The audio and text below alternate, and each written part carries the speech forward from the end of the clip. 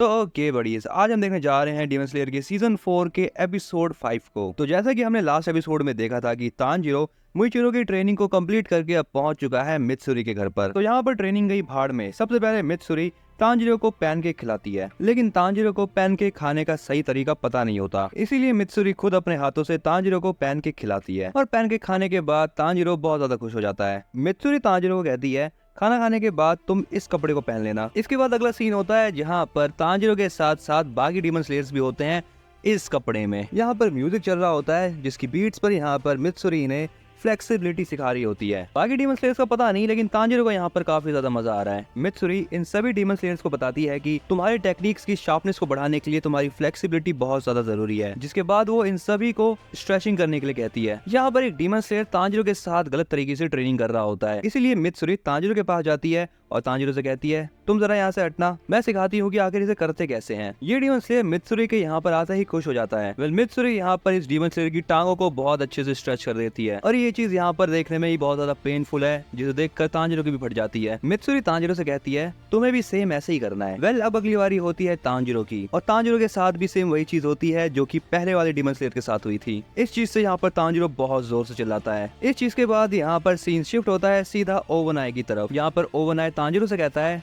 Tanjiro कावाडो, मुझे तुम्हारा इंतजार था। तांजीरो ओवनाई को देखकर बहुत एक्साइटेड होता है, लेकिन ओवनाई उसे चुप रहने के लिए कहता है। ओवनाई तांजीरो से कहता है, मैंने सुना है कि तुम मित्सुरी के साथ ट्रेनिंग में बहुत मजे कर रहे थे। ओबनाई की बात सुनकर तांजीरो शॉक हो जाता है, जिसके बाद हमें पता चलता है कि ओबनाई को ये बात पता कहां से चली। ओबनाई जब एक दिन शाम में डीमन स्लेयर्स को ट्रेनिंग करा रहा था, तब उसको मित्सुरी का लेटर मिलता है, जिसमें मित्सुरी लिखती है कि आज उसने तांजीरो के साथ ट्रेनिंग करी और ट्रेनिंग के बाद उसने तांजीरो के साथ चाय भी पी। मित्सुरी ये भी बताती है कि तांजीरो बहुत ज्यादा खुश हो गया था जब उसने पहली बार पैनकेक खाए थे और वो बहुत ज्यादा क्यूट है। ये सारी चीजें पढ़ने के बाद ओबनाई की भुंड जल जाती है, जिसके बाद सीन वापस आता है प्रेजेंट में। यहाँ पर ओबनाई तांजीरो से कह रहा होता है, बेटा मैं तुझे मित्सुरी की तरह इजी ट्रेनिंग नहीं करवाऊंगा। तांजीरो भी सोच रहा होता है, मैं तो यहाँ पर अभी अभी आया हूँ और ये बंदा मुझको इतना हिट कर रहा है। इसके बाद ओबनाई तांजीरो से कहता है, मैंने तुम्हारे लिए ट्रेनिंग प्रिपेयर करके रख रखी है। ओबनाई जैसे ही गेट खोलता है, हमें दिखाई देता है कि बहुत सारे डीमन स्लेयर बंधे हुए हैं और ये भयानक नजारा देखकर तांजीरो डर जाता है। ओबनाई तांजीरो से कहता है, तुम्हें स्वॉर्ड चलानी है, वो भी बिना इन्हें हर्ट करे हुए, ताकि तुम्हारी स्वॉर्ड्समैनशिप इंप्रूव हो सके। तांजीरो ओबनाई से पूछता है, क्या इन लोगों ने कुछ गलत काम करे हैं जो इन्हें ऐसे बांध के रख रखा है? ओबनाई बोलता है, हाँ, मेरा टाइम वेस्ट करना, कुछ नया ना सीखना और बहुत ज्यादा वीक होना, यही बुरे काम इन लोगों ने कर रखे हैं। तांजीरो भी समझ जाता है कि अब तांजीरो के भी लगने वाले हैं। इसके बाद ओबनाई तांजीरो को एक वुडन स्वॉर्ड देता है और कहता है, मैं तुम्हें ये चीज बस एक ही बार करके दिखाऊंगा। ओबनाई यहाँ पर इन डीमन स्लेयर्स को बिना टच करे हुए इनके बीच में अटैक करता है, लेकिन तांजीरो यहाँ पर सोच में पड़ जाता है कि ओबनाई इतना परफेक्टली कैसे कर पा रहा है। इसके बाद ओबनाई तांजीरो से कहता है, चलो फिर अब तुम्हारी बारी। अब यहाँ पर तांजीरो अपनी स्वॉर्ड लेके तैयार हो जाता है इनके ऊपर अटैक करने के लिए। बाकी डीमन स्लेयर्स कह रहे होते हैं, देखना यार, हमें मत मार देना कहीं। और यहाँ पर इन सभी डीमन स्लेयर्स की बात सुनने के बाद तांजीरो काफी ज्यादा प्रेशर में आ जाता है। ओबनाई पीछे से कह रहा होता है, जल्दी करो इस चीज को। तांजीरो यहाँ पर ये ट्रेनिंग परफॉर्म कर तो देता है, लेकिन वो काफी ज्यादा स्लो होता है। ये देखकर ओबनाई तांजीरो से कहता है, तो तुम इसको ट्रेनिंग करना कहते हो? एंड इसके बाद वो तांजीरो से कहता है, चलो फिर अब मेरे ऊपर अटैक करो। तांजीरो जैसे ही ओबनाई के ऊपर अटैक करने जाता है,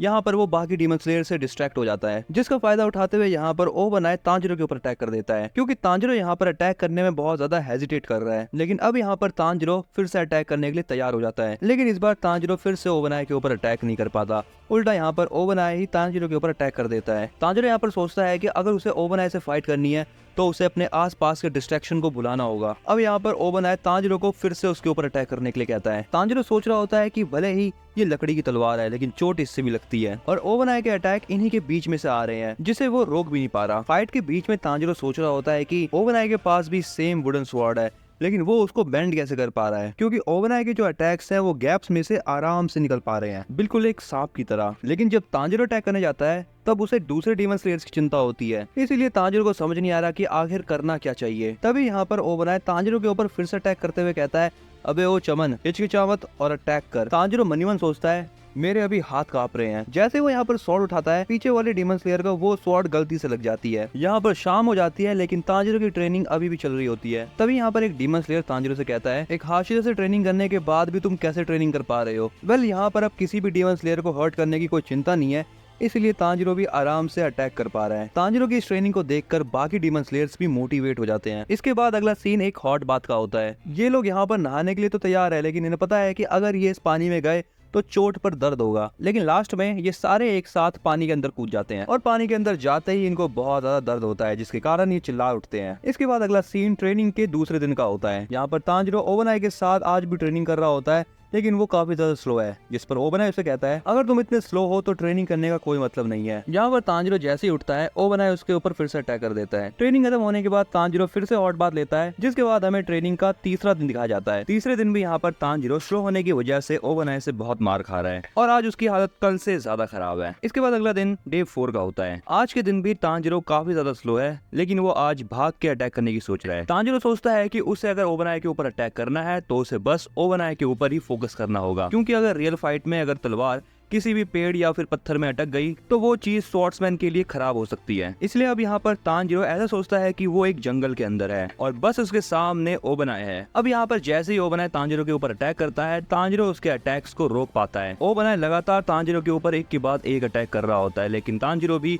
उसके सारे अटैक्स को ब्लॉक करता है और अब यहाँ पर तांजिरो की स्वॉर्ड्समैनशिप पहले से ज्यादा अच्छी हो चुकी है। तांजिरो यहाँ पर ओबनाई के सारे अटैक्स को डॉज करके उसकी तरफ बढ़ता है ताकि वो उसके पीछे जाके पीछे से अटैक कर पाए एंड इस बार वो फाइनली यहाँ पर ओबनाई के कपड़ों में एक कट लगा देता है। अब यहाँ पर तांजिरो ने ओबनाई के ऊपर अटैक कर दिया है। इसका मतलब ये हुआ कि ओबनाई की ट्रेनिंग यहाँ पर कंप्लीट होती है एंड अब अगले सीन में हमें दिखाया जाता है कि तांजिरो ओबनाई को थैंक्स करके यहाँ से जाने लगता है, लेकिन ओबनाई उससे कहता है जल्दी यहाँ से निकल। अब इसी के साथ ओबनाई ये भी कहता है कि मित्सुरी से ज्यादा बात मत करना और उसके चेप मत होना। तांजिरो सोचता है आखिर ये क्या बात हुई, ये बंदा मुझे अभी भी हेट कर रहा है। अगले सीन में तांजिरो जाने लगता है अगली ट्रेनिंग की ओर, जो की है सानेमी के यहाँ। तांजिरो अपने क्रो से पूछता है सानेमी की ट्रेनिंग हॉल कहाँ पर है। उसका क्रो से बताता है सीधा जाओ, कॉर्नर से राइट लो। जैसे यहाँ पर तांजिरो आगे बढ़ने की सोचता है, उसके सामने प्रकट हो जाता है जेनित्सु। जेनित्सु को चिल्लाता हुआ देखकर तांजिरो डर जाता है। जेनित्सु रोते हुए तांजिरो से मदद मांगता है, मुझे यहाँ से भगा के ले चलो, क्योंकि उससे इतनी ज्यादा मुश्किल ट्रेनिंग हो नहीं पा रही। वो तांजिरो को बताता है कि वो सानेमी के यहाँ से बड़ी मुश्किल से भाग के आया है और जेनित्सु को ऐसा लगता है कि अगर वो ट्रेनिंग से नहीं भागा तो वो पक्का मर जाएगा। तभी यहाँ पर जेनित्सु के पीछे सानेमी आ जाता है, जो कि बहुत ज्यादा गुस्से में होता है। सानेमी जेनित्सु का सर पकड़ के कहता है यहाँ मरना पसंद करोगे या फिर ट्रेनिंग में चलोगे, लेकिन जेनित्सु अभी भी मना कर रहा होता है ट्रेनिंग में जाने से। ये देखकर सानेमी का दिमाग खराब हो जाता है और वो जेनित्सु को बेहोश कर देता है और वो वहाँ से जाते हुए तांजिरो कहता है इसको लेकर आओ मेरे पीछे। सानेमी के पीछे चलते हुए तांजिरो उससे बहुत प्यार से कहता है आपसे मिलकर बहुत अच्छा लगा। तांजिरो को इतना फ्रेंडली देखकर सानेमी उससे कहता है ज्यादा उड़ो मत, मैं तुम्हें पसंद नहीं करता। तांजिरो कहता है कोई दिक्कत की बात नहीं है, मैं भी आपको पसंद नहीं करता क्योंकि आपने नजुको को स्टैब करा था। तांजिरो सानेमी से ऐसे बात कर रहा है कि उसको कुछ लग ही नहीं रहा कि उसके सामने सेकंड स्ट्रॉन्गेस्ट हाशिरा है। वेल सानेमी को ये कहकर वो सानेमी के सामने से ही निकल जाता है। सानेमी भी यहाँ पर सोच रहा होता है कि इस लौंडे में बहुत हिम्मत है। अगला सीन सानेमी के ट्रेनिंग ग्राउंड का होता है, जहाँ पर सानेमी सभी डीमन स्लेयर्स की मार रहा होता है। सानेमी ने यहाँ पर सबकी हालत पतली कर रखी है। तांजिरो यहाँ पर बता रहा होता है कि सानेमी की ट्रेनिंग बहुत ज्यादा भयंकर थी और अब उसको रियलाइज हो रहा है कि जेनित्सु क्यों भागना चाह रहा था ट्रेनिंग से। तांजिरो बताता है कि ट्रेनिंग बहुत सिंपल थी। इस ट्रेनिंग के अंदर सानेमी इन सभी डीमन स्लेयर्स के ऊपर हिट करेगा और अगर इनमें से किसी ने भी सानेमी के ऊपर हिट कर दिया तो ये ट्रेनिंग वहीं खत्म हो जाएगी। लेकिन तांजिरो ये बताता है कि सानेमी की ट्रेनिंग में डीमन स्लेयर्स को उल्टियां होने लगी, वो बेहोश होने लगे, लेकिन कोई भी सानेमी को हिट नहीं कर पाया। ये ट्रेनिंग बिना किसी रेस्ट के चलती रहती है। यहाँ तक कि ओबनाई ने भी इनको ब्रेक दिया था, लेकिन सानेमी इनके ऊपर जरा सी भी दया नहीं दिखा रहा। आगे तांजिरो ये बताता है कि जैसे ही जेनित्सु होश में आया वो तांजिरो को ब्लेम करने लगा। वेल इन सभी चीजों के बाद यहाँ पर हमें पता चलता है कि सानेमी तांजिरो के ऊपर कुछ ज्यादा ही हार्ड था। जैसे ही तांजिरो जरा सा भी लूज पड़ता, सानेमी उसके अंदर मार लगा देता, वो भी गंदी वाली। और ट्रेनिंग के पहले दिन ही तांजिरो की कुछ ऐसी हालत हो गई, बेचारा मुंह हाथ सब कुछ जाके बैठा है। अगले सीन में पिट पिटाने के बाद यहाँ पर तांजिरो एक छोटे से ब्रेक पर होता है। इस ट्रेनिंग के अंदर यहाँ पर तांजिरो का कॉन्फिडेंस थोड़ा सा लूज हो रहा है, लेकिन तभी उसे आवाज आती है गेन्या की। यहाँ पर वो छुप के देखता है कि सानेमी और गेन्या एक साथ खड़े हैं। गेन्या यहाँ पर सानेमी से कुछ बात करना चाह रहा है, लेकिन सानेमी को गेन्या की बातों में जरा सा भी इंटरेस्ट नहीं है। सानेमी गेन्या को देखकर कह देता है कि मेरा कोई छोटा भाई नहीं है, इसलिए वो सानेमी से कुछ भी नहीं कहता। पीछे खड़ा होकर तांजिरो भी ये सब कुछ देख रहा होता है। तांजिरो यहाँ पर सोचता है कि मेरे घर में ऐसा कुछ भी नहीं होता था। सानेमी गेन्या से कहता है मैं जानता हूँ कि तुम्हारे अंदर कोई टैलेंट तो है नहीं, इसीलिए डीमन स्लेयर कॉर्प्स छोड़ दो, क्योंकि ऐसा डीमन स्लेयर जो कि ब्रीदिंग स्टाइल परफॉर्म नहीं कर सकता वो डीमन स्लेयर कहलाने के लायक नहीं है। और ये कहकर सानेमी वहाँ से जाने लगता है। गेन्या यहाँ पर अपने बड़े भाई को रोकता है उससे माफी मांगने के लिए। पीछे से तांजिरो भी कह रहा होता है अपना बेस्ट दो गेन्या। सानेमी यहाँ पर बोलता है अबे यहाँ से मुझे कोई फर्क नहीं पड़ता तेरी बातों से। गेन्या यहाँ पर सानेमी से बहुत डरा हुआ है, लेकिन वो हिम्मत करके उसे बताता है कि मैंने एक डीमन खाया है ताकि मैं फाइट में डीमन से लड़ पाऊं। गेन्या की बात सुनकर सानेमी यहाँ पर अब थोड़ा रुकता है और वो पीछे मुड़ते हुए कहता है तो क्या कहा तुमने, तुमने एक डीमन को खाया है। और ये कहकर वो बहुत जोर से जमीन पर पैर पटकता है, जिससे गेन्या की फट जाती है। गेन्या को यहाँ पर कुछ रियलाइज हो, लेकिन सानिमी उसके सामने से गायब हो जाता है। तभी यहाँ पर तांजिरो गेन्या को हटने के लिए कहता है। दूसरी तरफ यहाँ पर सानिमी बहुत ज्यादा स्पीड में आकर गेन्या की आंखों पर हमला करने की सोचता है, लेकिन तांजिरो यहाँ पर गेन्या को बचा लेता है। बाहर जेनित्सु बैठ के ये सोच रहा होता है कि पता नहीं ये खतरनाक ट्रेनिंग कब तक चलेगी। तभी उसको कुछ टूटने की आवाज आती है। वो देखता है कि तांजिरो गेन्या के साथ गेट तोड़कर बाहर आ चुका है। जेनित्सु यहाँ पर सोचता है कि अगर तांजिरो वहां से नहीं हटा तो सानिमी उसको और मारेगा। दूसरी तरफ यहाँ पर तांजिरो सानिमी को अटैक करने से मना कर रहा होता है। सानिमी यहाँ पर बहुत ज्यादा गुस्से में दिखाई दे रहा है। सानिमी को ऐसा देखकर जेनित्सु और भी ज्यादा डर जाता है। तांजिरो सानिमी को समझा रहा होता है कि आखिर वो गेन्या को क्यों मारना चाहता है, वो उसी का तो छोटा भाई है। सानिमी कहता है मैं उसको मारूंगा थोड़े ना, क्योंकि ये चीज रूल के खिलाफ है। मैं बस उसको इतना पीटूंगा ताकि वो रिकवरी ना कर पाए, लेकिन अगर वो डीमन स्लेयर कॉर्प्स को छोड़ देगा तब उसको मैं माफ कर दूंगा। लेकिन तांजिरो भी यहाँ पर सानिमी से बहस करने लगता है और वो कहता है गेन्या की जो मर्जी है वो उसको करने दो। तांजिरो सानिमी को ये बताता है कि अगर गेन्या वहाँ पर नहीं होता तो वो अपर रैंक डीमन को हरा नहीं पाते। तांजिरो की सारी बातें सुनने के बाद सानिमी उससे कहता है तो फिर हो गया तेरा, एक काम करता हूँ, सबसे पहले मैं तुझे ही पेलता हूँ। यहाँ पर तांजिरो समझ जाता है कि उसके ऊपर अब अटैक होने वाला है। सानिमी यहाँ पर बहुत ज्यादा स्पीड में आता है और वो तांजिरो के पेट पर घूसा मारता है। लेकिन सानिमी यहाँ पर नोटिस करता है कि तांजिरो ने उसके पंच को रोक लिया है। लेकिन अब यहाँ पर तांजिरो की बारी होती है। तांजिरो मुड़ता है और वो सानिमी के गर्दन पे लात मारता है। ये चीज देखकर जेनित्सु के साथ साथ बाकी डीमन स्लेयर्स भी हैरान हो जाते हैं और वो कहते हैं इसने सानिमी को किक करा। ये करने के बाद सानिमी के पकड़ से तांजिरो छूट जाता है, जिसके बाद वो जेनित्सु से कहता है गेन्या को लेकर यहाँ से जल्दी भागो। लेकिन जेनित्सु उसको कहता है अबे तू पागल चवन क्या कह रहा है, मेरा नाम क्यों ले रहा है उसके सामने। लेकिन तभी यहाँ पर सानिमी तांजिरो के मुंह के ऊपर किक करने की सोचता है,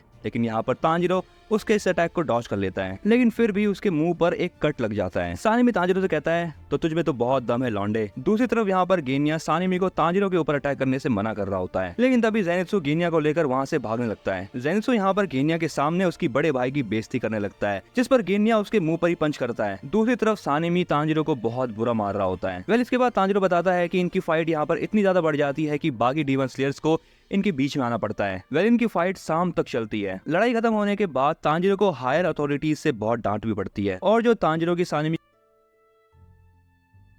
लेकिन एट द एंड यहाँ पर तांजिरो इन दोनों भाइयों को एक साथ नहीं कर पाया। अगले सीन में तांजिरो और जेनित्सु जा रहे होते हैं अपने अगले ट्रेनिंग स्पॉट की तरफ। तांजिरो जेनित्सु से कहता है मैं नहीं चाहता था कि ये सब कुछ हो, और सच बताओ तो अब मुझे लग भी नहीं रहा कि ट्रेनिंग करने से कोई फायदा भी हो रहा है। जेनित्सु कहता है फायदा कैसे नहीं हो रहा, तुमने उस विंड हाशिरा को हिट कर दिया था। यहाँ पर चलते चलते जेनित्सु का दिमाग कुछ ज्यादा ही खराब हो जाता है, क्योंकि स्टोन हाशिरा का घर माउंटेन्स के कुछ ज्यादा ही अंदर है। लेकिन तभी यहाँ पर जेनित्सु को कुछ सुनाई देता है। इसके बाद जैसे ही जेनित्सु और तांजिरो थोड़ा अंदर जाते हैं, उनको एक बहुत खूबसूरत सा वाटरफॉल दिखाई देता है। ये दोनों यहाँ पर देखते हैं कि वाटरफॉल के नीचे बहुत सारे डीमन स्लेयर्स होते हैं, जिनमें अपना लौंडा इनोसुके भी होता है। यहाँ पर इनको ऐसे देखकर तांजिरो और जेनित्सु डर जाते हैं। लेकिन तभी पीछे से स्टोन हाशिरा ग्योमे कहता है अगर तुम अपने दिल और दिमाग को साफ कर लोगे तब तुम्हें आग भी ठंडी लगने लगेगी। ग्योमे को ऐसी हालत में देखकर इन दोनों की यहाँ पर फिर से फट जाती है। इसके बाद यहाँ पर ग्योमे इन दोनों का अपने ट्रेनिंग ग्राउंड में स्वागत करता है और बड़ी चीज़ों के साथ यहाँ पर ये एपिसोड होता है एंड। तुम्हें ये वीडियो कैसी लगी इसके बारे में तुम मुझे कमेंट के अंदर जरूर बताना। अगर तुम चैनल पे नए हो तो इस चैनल को फटाफट से सब्सक्राइब कर लो ऐसे ही तगड़े एनिमे कंटेंट को देखने के लिए, और इस वीडियो को लाइक करना बिल्कुल मत भूलना। अगला एपिसोड जल्दी आएगा, लेकिन तुम ये वाली वीडियो देख सकते